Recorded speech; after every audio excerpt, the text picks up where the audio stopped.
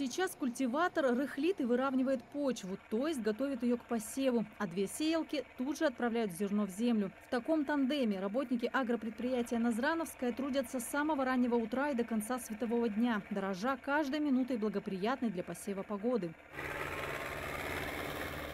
Ну вот у нас сходы кукурузы, посеяли мы ее, посев у нас начался 25 апреля, вот так. И вот сходы у нас пошли, сходы у нас хорошие.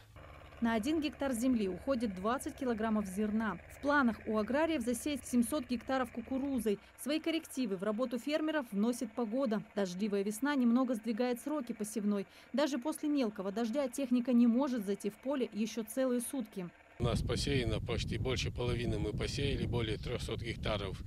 Из-за погоды у нас был чуть перерыв, и мы сейчас возобновили посев.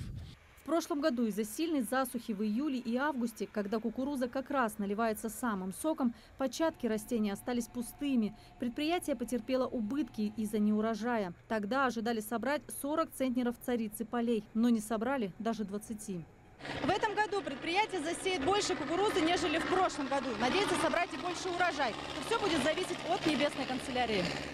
Предприятие «Назрановское» традиционно засеивает 2 сорта кукурузы, которые привозят из Краснодарского края. Выбирали их агрономы по биологической спелости продукции. Реализуют выращенную кукурузу не только местному населению, но и продают в соседние регионы.